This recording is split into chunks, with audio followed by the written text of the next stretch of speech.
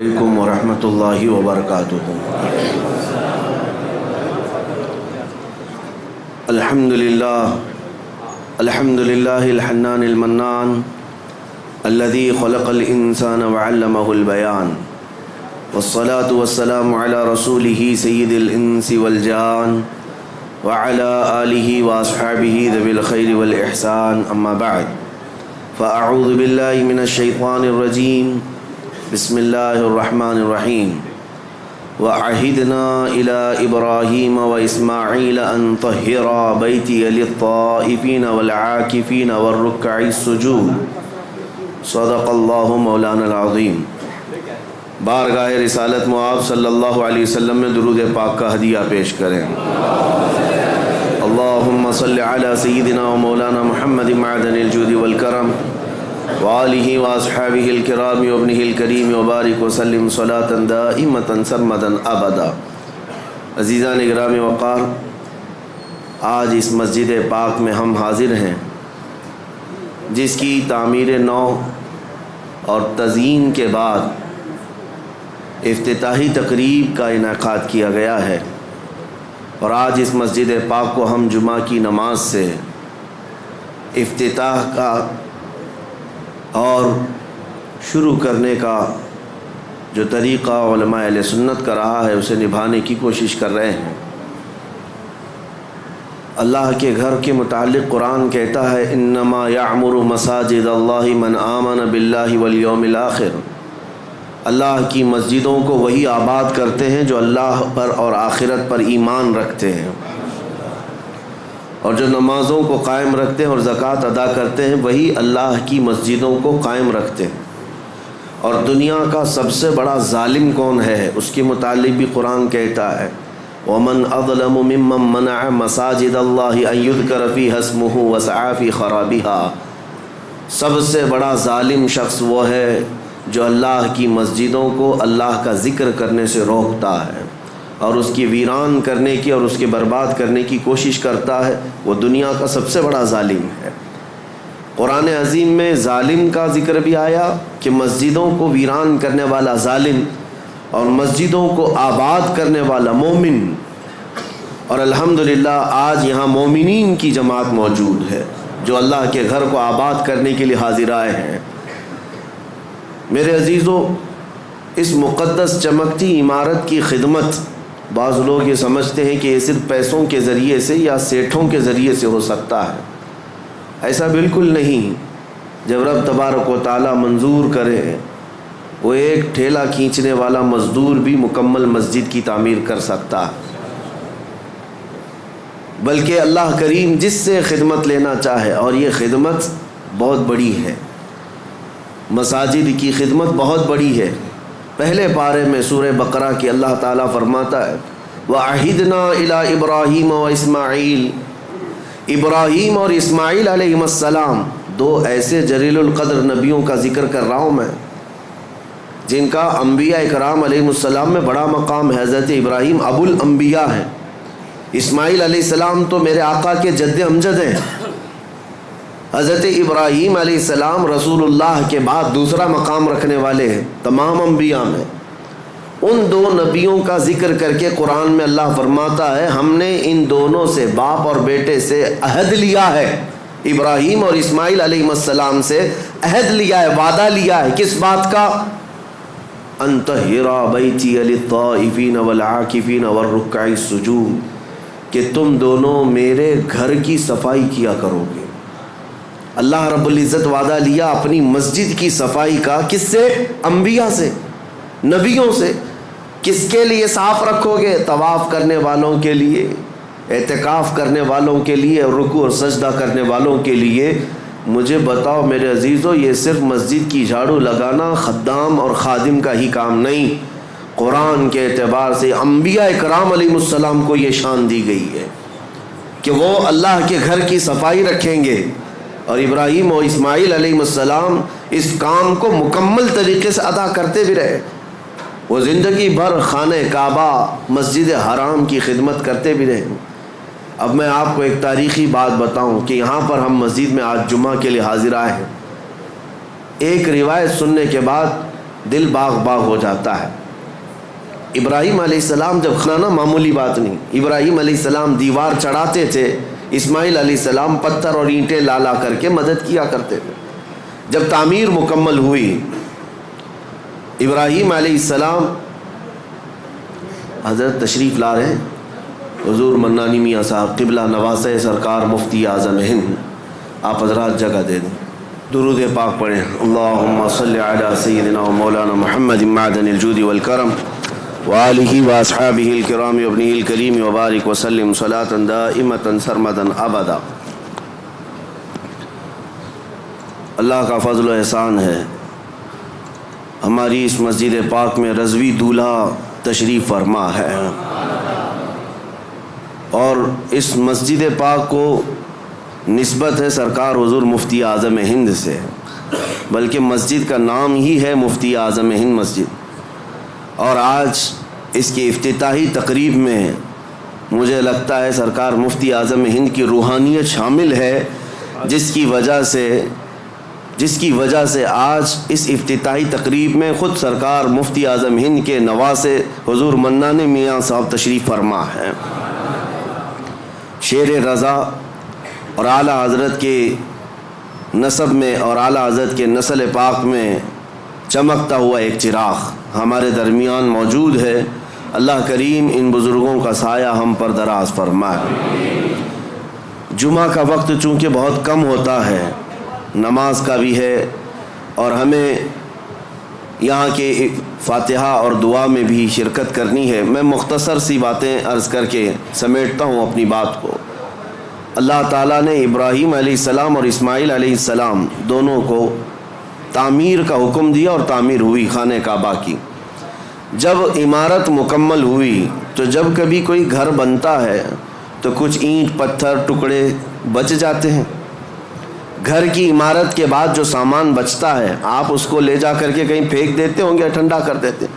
خانہ کعبہ کی تعمیر کے بعد جو مٹی، اینٹ، پتھر، گارے جو جس سے بھی بنا تھا وہ بچا تھا، تو ابراہیم علیہ السلام نے اس کے متعلق پوچھا رب ذوالجلال سے، مولا یہ جو تعمیر سے بچ گیا ہے اس کا کیا کیا جائے؟ اللہ کریم کا حکم ہوا، اے ابراہیم وہ جتنی مٹی بچی ہے یا گارا یا جو کچھ بھی بچا ہے اس کو اٹھاؤ، جمع کرو اور ہوا میں پھینک دو۔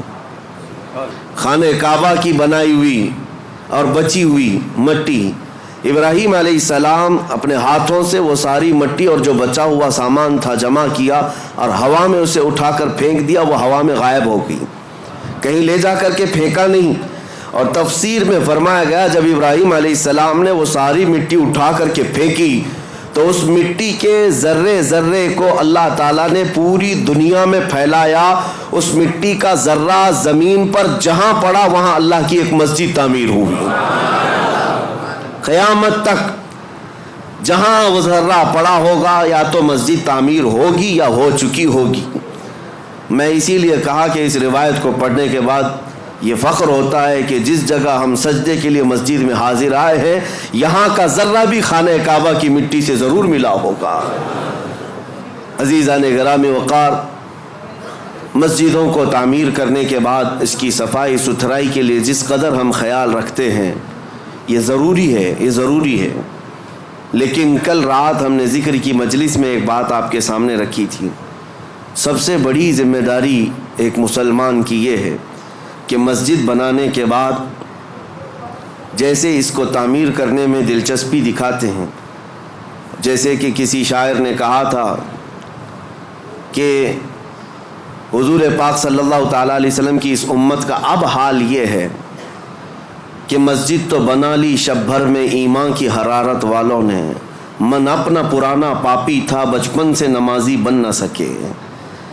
لیکن یہ تانا ہمارے لیے مناسب نہیں ہے جس شاعر نے ہمیں تانا دیا ہے، من اپنا پرانا پاپی تھا بچپن سے نمازی بن نہ سکے۔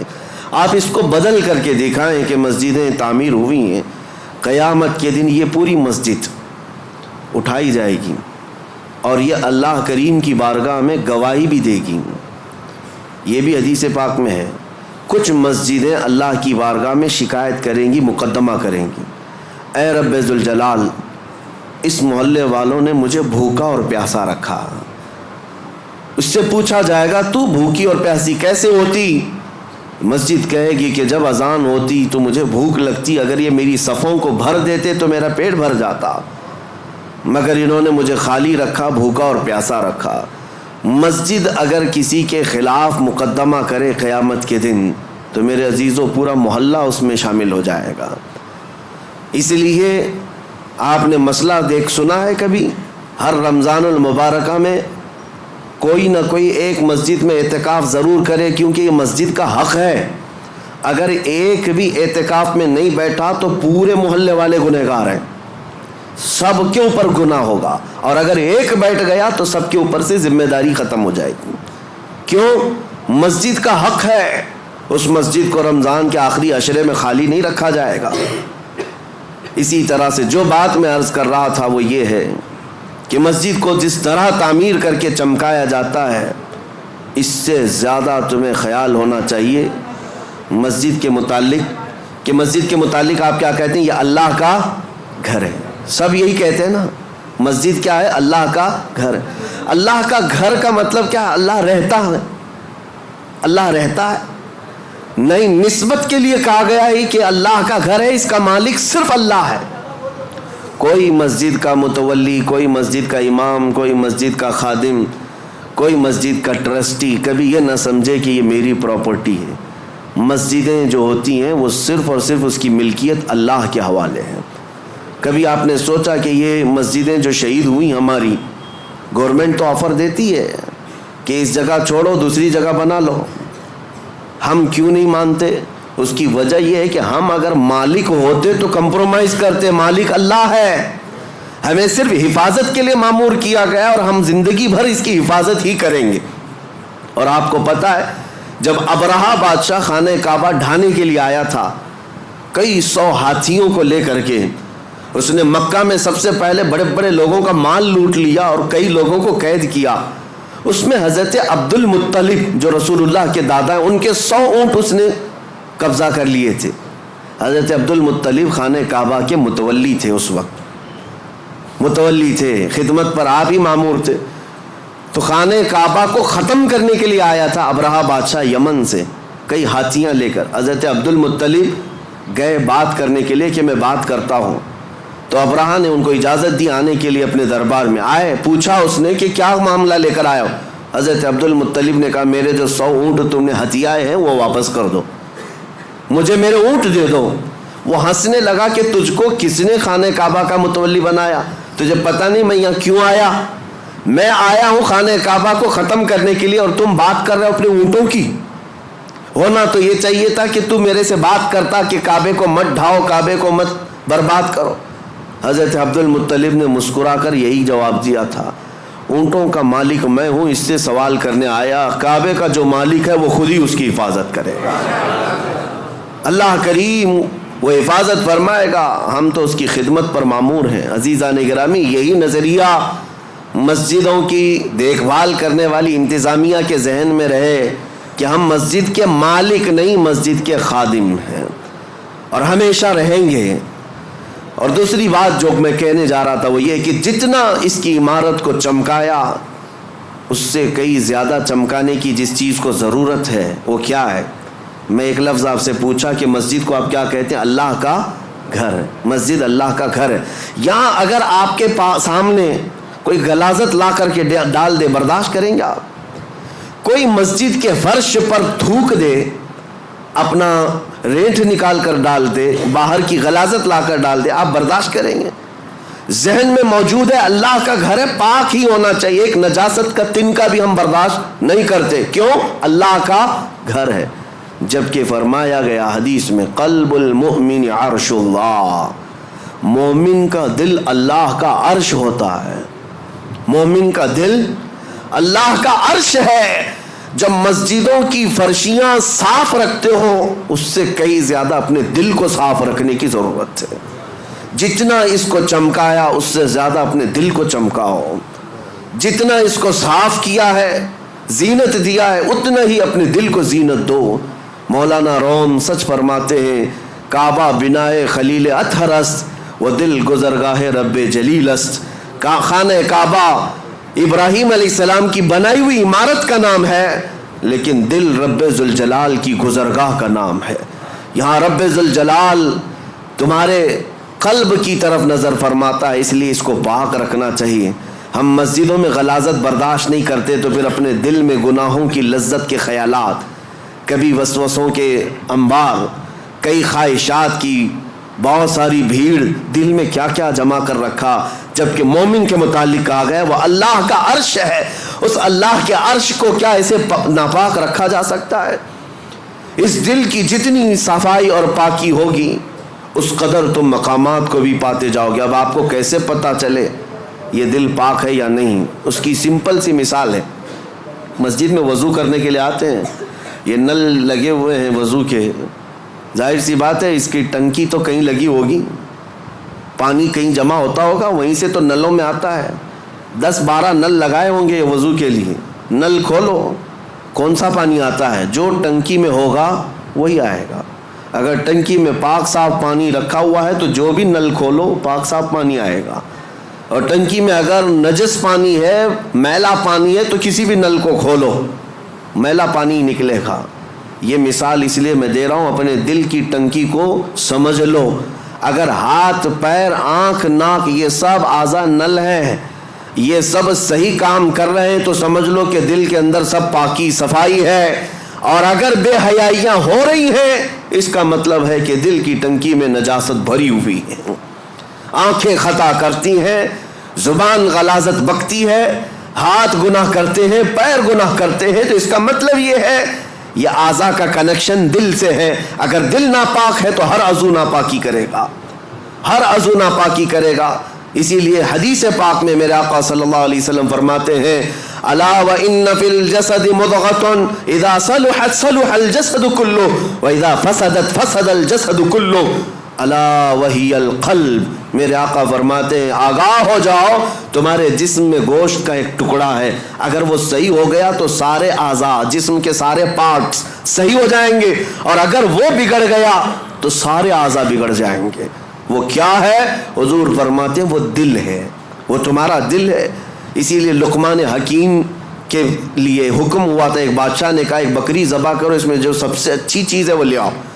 آپ نے ذبح کیا اور دل لے جا کر بادشاہ کے پاس رکھا، کہا پورے جسم میں سب سے اچھی چیز یہ ہے۔ بادشاہ نے دوسرے دن ایک بکری دی اور کہا سب سے بری چیز نکال کر لاؤ۔ دوسرے دن ذبح کیا اور پھر دل لے جا کر کے ہی بادشاہ کے سامنے رکھا، کہا یہی سب سے بری چیز ہے۔ اگر صحیح ہو گئی تو سب سے اچھی چیز جسم میں دل ہے، اور اگر بگڑ گیا تو سب سے بری چیز دل ہے۔ میں آج اس بات کو اس لیے عرض کر رہا ہوں کہ جتنا مسجدوں کی صفائی پر خیال رکھنا ضروری ہے اتنا اپنے دل کی صفائی پر بھی ضروری ہے۔ اگر اس کو آپ نے ناپاک ہی رکھا اور ایسی آوارہ رکھا تو 1000 سجدے کرنے کے بعد بھی تمہارا دل ناپاک ہی رہ جائے گا۔ مجھے وہ بات یاد آتی ہے کہ بعض حضرات بہت ساری چیزیں صاف کرتے ہیں۔ ایک گاؤں میں کنویں میں کتا گر گیا تھا، اور مولانا صاحب سے آ کر انہوں نے مسئلہ پوچھا کیا کیا جائے۔ شریعت کا مسئلہ ہے کہ چوہا گرے تو اتنے ڈول پانی نکالو، بلی گری تو اتنے ڈول، کتا گرے تو پورا پانی نکال دو، کنویں کا پورا پانی نکال دو، نجس ہو گیا ہے۔ گئے گاؤں والے، پورا پانی نکال دیا۔ چند دنوں کے بعد پھر پانی بھرتا ہے کنویں میں، پھر بھر گیا تو اس میں کتے کے بال وال سب نظر آنے لگے۔ مولانا صاحب نے، مفتی صاحب نے پوچھا کہ یہ کیا ہے، ابھی بھی تو ایسی چیز بدبو آ رہی۔ کہا کہ حضرت ہم نے پانی تو پورا نکالا، کتا ابھی اس کے اندر ہی ہے۔ آپ نے کب کہا ہم کو کہ کتا بھی نکالو؟ تو انہوں نے کہا میرے کہنے کا مطلب یہ ہے کہ جس سے نجاست بھری تھی پہلے وہ چیز نکالتے، بعد میں پانی نکالتے۔ بات ایسی ہے کہ ہم اپنے اعضاء کو سنوارنے میں تو لگے ہیں، تم اپنے ہاتھ، پیر، آنکھ اور ناک اور زبان کو سنوار تو لیتے ہو، لیکن دلوں کے اندر جو نجاست کا کتا مرا ہوا ہے اس کتے کو جب تک نکالا نہ جائے گا بدبو ہمارے اعضاء سے آتی رہے گی۔ اس لیے میرے عزیزوں سب سے پہلے اپنے دلوں کی صفائی۔ مجھے ایک بات یاد آتی ہے، اللہ کریم جب موقع دے میں اس مسجد کی جھاڑو بھی لگانے پر فخر محسوس کروں، اسی نہیں کسی بھی مسجد کی۔ اللہ کریم اس سے مقامات بلند عطا فرماتا ہے۔ آپ آتے ہیں مسجد میں نماز پڑھنے کے بعد، کوئی یہاں پر خادم کہاں ہے، امام کہاں ہے، مؤذن کہاں ہے، ان کو چلاتے مت بیٹھو. اگر کچرا دکھا تو سب سے پہلے بڑھ کر کے اٹھاؤ اور خود صاف کرو، اس حصے میں تم بھی شامل ہو جاؤ. یہ نہیں کہ یہاں آ کر کے فلاں کہاں ہے، تنخواہ کیوں لیتا ہے، یہ صفائی کیوں نہیں رکھتا. تم آرڈر دینے والے نہیں ہو، وہ اللہ کریم کے گھر کی عبادت اور خدمت میں لگا ہوا ہے. مصر کے ایک بڑے بزرگ شیخ متولی شعراوی رحمۃ اللہ علیہ، جنہوں نے پورے قرآن کی تفسیر لکھی ہے، اور عرفات کے میدان میں ان کو خصوصی خطاب کے لیے لایا گیا تھا. پورے عرب کے سب سے بڑے عالم دین، اللہ کے ولی، جن کے متعلق میں آپ کو بتاؤں، وہ اتنے بڑے مفسر کہ ہزاروں علماء ان کے شاگرد ہیں. ان کا ڈرائیور، وہ خود کہتا ہے کہ روزانہ رات کے 12 بجے کار لے کر اپنے گھر سے نکلتے، میں ہوتا ساتھ میں حضرت ہوتے، تقریباً 70 سال کی عمر ہے، اور مسجد چلے جاتے، مسجد سیدہ نفیسہ، مسجد امام حسین، کئی مسجدیں ان کی خاص تھی. رات کو جاتے اور ڈرائیور سے کہتے دروازہ کھلوا کر اندر چلے جاتے، یہ باہر ویٹ کرتا رہتا. گھنٹہ 2 گھنٹے کے بعد آتے. ظاہر سی بات، اللہ والے نماز پڑھ رہے ہوں گے، تہجد یا عبادت میں مصروف. برسوں یہ سلسلہ چلتا رہا. میرے عزیزو، ان کے انتقال کے بعد یہ پتہ چلا، مسجد کے ایک خادم نے، جو مسجد ہے سیدہ نفیسہ میں یا کوئی ایک مسجد میں، خادم نے ڈرائیور سے ملاقات کی اور کہا کتنا اچھا وہ زمانہ تھا جب وہ آتے تھے حضرت نماز کے لیے. یہ ڈرائیور کہنے لگا کہ میں 2 گھنٹے باہر انتظار کرتا تھا، حضرت کا وصال ہو گیا. کیسی عبادت کرتے تھے مسجد میں جا کر، تم تو اندر رہتے تھے، تم خادم ہو، کبھی دیکھا میرے حضرت کو؟ وہ خادم رونے لگا اور کہا ڈرائیور سے، وہ راز تھا میں بتا نہیں سکتا، لیکن اب ان کا انتقال ہوا، میں بتاتا ہوں. حضور تشریف لاتے رات کے 12 بجے، وہ عبادت کرنے کے لیے نہیں بلکہ سیدھے طہارت خانوں میں جاتے اور اپنے ہاتھوں سے سارے طہارت خانے دھوتے تھے، وضو خانے کو اپنے ہاتھوں سے صاف کرتے تھے، اپنے ہاتھوں سے سارے استنجا خانے صاف کرتے. کس عالم دین کی بات کر رہا ہوں جس کے ہزاروں شاگرد ہیں، پورے قرآن کی تفسیر لکھی ہے. اللہ کریم کے ایسے بزرگ ولی اپنے ہاتھ سے رات کے وقت پوری مسجد کے طہارت خانے صاف کرتے. اور پھر ایک دن میری نظر پڑی تو انہوں نے مجھے کچھ پیسے دی اور کہا زندگی بھر یہ کسی کو بتانا مت، میں یہ صفائی اس لیے کرتا ہوں کہ مجھے میرے رحمان پر یقین ہے، اس کے گھر کو میں اپنے ہاتھ سے صاف کروں گا، میرے دل کو وہ صاف کرے گا، میرے دل کو وہ پاک کرے گا. اور اللہ نے ایسا پاک کیا کہ جب وہ بزرگ شیخ متولی شعراوی رحمۃ اللہ علیہ کے انتقال کا وقت آیا، میں آپ کو بتاؤں ہمارے اساتذہ موجود تھے جنہوں نے کہا سرانے کے پاس کئی علماء کھڑے تھے، وہ بستر پر لیٹے ہوئے تھے، اچانک آپ نے کہا کہ ہٹ جاؤ تم سب یہاں سے، سرانے کے پاس سے ہٹ جاؤ. وقت کے بڑے بڑے لوگ کھڑے تھے. اس کے بعد اچانک انگلی اٹھائی، کہا اشہد ان لا الہ الا اللہ واشہد انک رسول اللہ. کلمہ طیبہ اسے نہیں پڑھتے، اشہد ان محمدن رسول اللہ. میں گواہی دیتا ہوں کہ اللہ کے سوا کوئی معبود نہیں، اور گواہی دیتا ہوں محمد صلی اللہ علیہ وسلم اللہ کے رسول ہے. کلمہ یہی ہے، پڑھتے ہوئے دنیا سے جائیں. لیکن آپ نے آخری وقت میں انگلی اٹھائی اور یوں کلمہ پڑھا، میں گواہی دیتا ہوں کہ اللہ کے سوا کوئی معبود نہیں، اور میں گواہی دیتا ہوں کہ آپ اللہ کے رسول ہیں. یہ اس وقت بندہ کہتا ہے جب رسول اللہ کو اپنے سامنے دیکھ رہا ہو. جب اپنے سامنے دیکھ رہا ہو تب یہ کہہ سکتا ہے انک رسول اللہ، آپ اللہ کے رسول ہیں. پھر ان کا وصال ہوا. علماء کرام کہتے ہیں کہ ہم نے ایسی موت کسی کی نہیں دیکھی جو انگلی اٹھا کر خود رسول اللہ کو دیکھ رہا ہو اور دنیا سے جا رہا ہو. میرے عزیزو، یہ مقامات بلند انہیں ان کاموں کی وجہ سے یا ان نیکیوں کی وجہ سے بھی ہو سکتا ہے ملی ہوں. اس لیے آج اس مسجد پاک کی جن لوگوں نے خدمتیں کی ہیں، اللہ ان کے گھروں کو سجا اور ان کی قبروں کو روشن کرے، اور رب ذوالجلال اس مسجد پاک کو عشق رسول کا مرکز بنائے. یہاں سے خرافات نہ ہوں، فتنے نہ ہوں، جھگڑے فسادات نہ ہوں، بلکہ مسجدوں کے متعلق حدیث پاک میں ایک بات آتی، اس لیے ڈر لگتا ہے. اللہ کے رسول صلی اللہ علیہ وسلم نے ارشاد فرمایا قیامت کے قریب مسجدیں خوب سجائی جائیں گی لیکن عبادت کرنے والے نہیں ہوں گے. اور وہ ہم آج دیکھ رہے ہیں ہر جگہ. لیکن اس کا مطلب یہ نہیں کہ مسجد کو سجانا نہیں چاہیے، سجائیں، اپنے گھر سے زیادہ سجائیں، لیکن ساتھ اس مسجد کی رونق اور زینت یہاں ہونے والے کاموں سے ہے۔ اگر عبادات مکمل ہو رہی ہیں، نمازیں صحیح ہو رہی ہیں، اس کے علاوہ اللہ کے ذکر ہو رہے ہیں، رسول پاک صلی اللہ تعالیٰ علیہ وسلم کے بارگاہ میں سلام، یہ سب چیزیں ہو رہی ہیں، تو گویا کہ آپ نے مسجد کا حق ادا کیا ہے، مسجد کا حق ادا کیا۔ اللہ کریم ہم سب کو اس مسجد پاک کا حق ادا کرنے کی توفیق عطا فرمائے۔ آخری بات، جہاں تم سجدے کرتے ہو ان صفوں میں میرے آقا صلی اللہ علیہ وسلم کی حدیث ہے، اس کا مفہوم میں عرض کر رہا ہوں، جس دن تمہارا انتقال ہوگا، کوئی روئے یا نہ روئے، مسجد کا وہ ٹکڑا تمہارے غم میں روتا ہے۔ جہاں تم سجدہ کرتے تھے تمہاری جدائی کے غم میں وہ ٹکڑا روتا ہے، وہ مصلی روتا ہے۔ اللہ کریم کی بارگاہ میں عرض کرتا ہے کہ مولا، اس کی پیشانی کے سجدوں سے مجھے قرار تھا، مجھے سکون تھا، آج وہ چلا گیا، مجھے بے قراری ہے، بے اطمینانی ہے۔ اسی لیے میرے عزیزو، ان ٹکڑوں کو وفادار سمجھو۔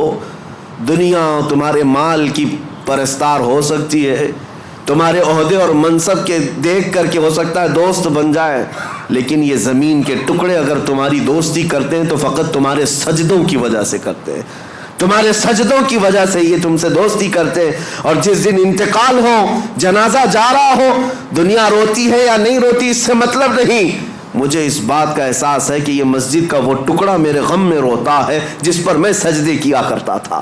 آؤ ان مسجدوں کو سجدوں سے آباد کرو۔ کیوں تمہیں سجدے لمبے لگنے لگ گئے، بھاری لگنے لگ گئے؟ لوگ تو یہی شکایت کرتے ہیں، امام صاحب بہت لمبا سجدہ کرتے ہیں، لمبے سجدے کرتے ہیں، بستر پہ 8 گھنٹہ سوئے رہتے الٹا، کبھی بھاری نہیں لگا؟ اللہ کریم کی بارگاہ میں خشوع و خضوع سے 3 منٹ بہت بھاری ہو جاتے، یہ دل کا بوجھ ہے۔ آؤ، اقبال نے سچ کہا تھا، آج اس کا حاصل ہم دیکھتے ہیں، وہ ایک سجدہ جسے تو گراں سمجھتا ہے، بھاری سمجھتا ہے، وہ ایک سجدہ جسے تو بھاری سمجھتا ہے، 1000 سجدوں سے دیتا ہے آدمی کو نجات۔ ادھر ادھر جھکنے سے یہ سجدہ بچا لیتا ہے۔ اس پیشانی کو ایک ہی جگہ جھکاؤ، ہر جگہ جھکنے سے اللہ محفوظ رکھے گا۔ اللہ کریم ہماری عبادتوں کو قبول فرمائے۔ رب ذوالجلال احسن الخالقین، مولا یہاں جتنے حاضرین ہیں سب کی عبادت کو قبول فرما لے۔ اس مسجد کو مولا قیامت کے دن ہماری سفارشی بنا، ہماری عبادتوں کا گواہ بنا، ہمارے بخشش کا ذریعہ بنا۔ وآخر دعوانا ان الحمد للہ رب العالمین۔